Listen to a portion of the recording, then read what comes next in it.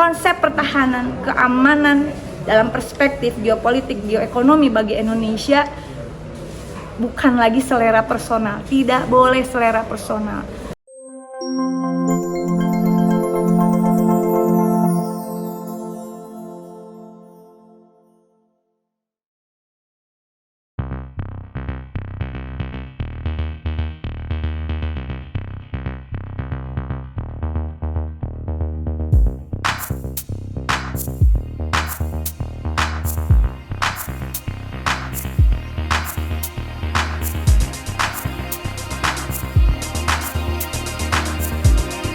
Mas Ganjar oke lah, karena Mas Ganjar itu bicara selalu sistematis ya, dan kita memang dilatih berargumentasi, tidak asal jeplak, tidak tanpa basis data.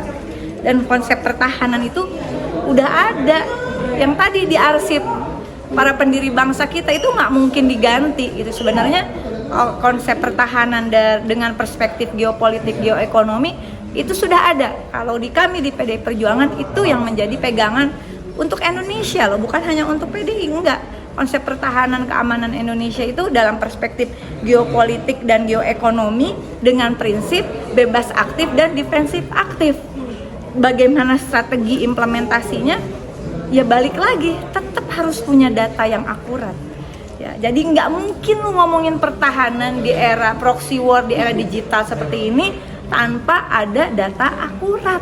Mau ngomong apa juga basi lah udah. Kalau datanya cuma comot sedikit tentang, sorry ya, saya bukan mengkritik bahwa si ini punya lahan sekian, itu bukan konteks pertahanan Indonesia loh. Bahwa itu harus diteliti ke depannya, iya.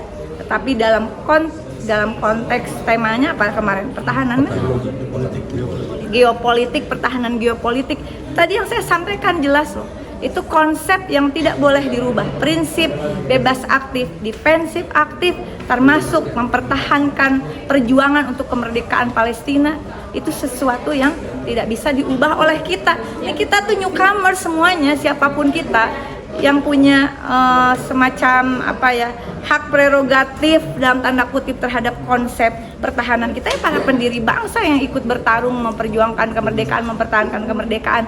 Nah, seperti apa konsep pertahanan keamanan yang ditawarkan itu?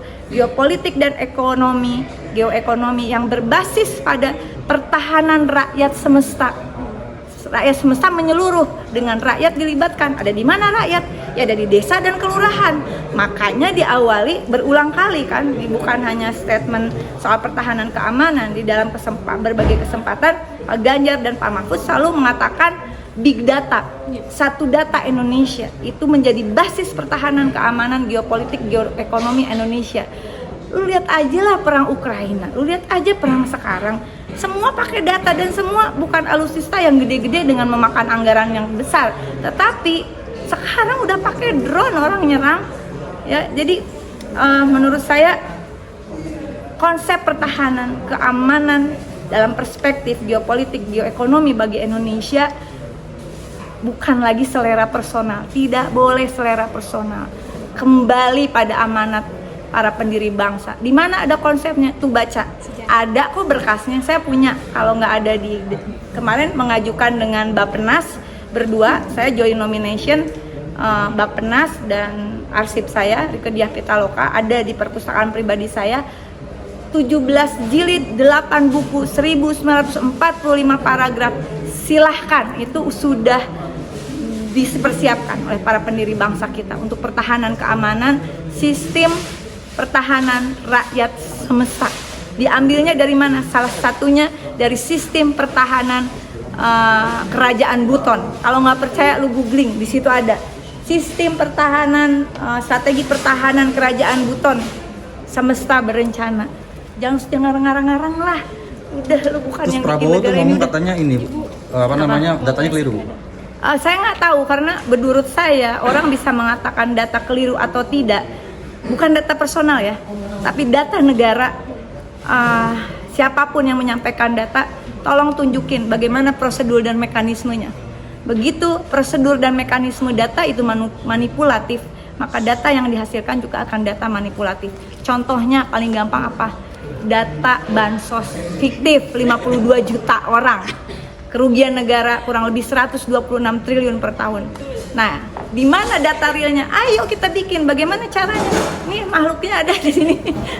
Penemunya data desa presisi pakai drone titik ordinat yang stunting di mana dengan 208 parameter sekarang udah nambah jadi 230 parameter. Kurang apa? Orang pinter banyak di Indonesia, cuy. Nggak usah. Jadi nggak bisa itu berdasarkan asumsi pribadi, nggak bisa. Yang prinsip ada di dalam konstitusi, penjabarannya ada di arsip 17 di 8 bab 1145 paragraf itu, pengembangannya libatkan universitas di seluruh tanah air. Banyak orang pintar.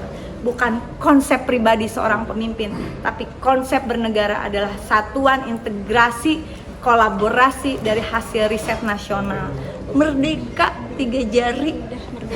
Terima kasih Bu Rika.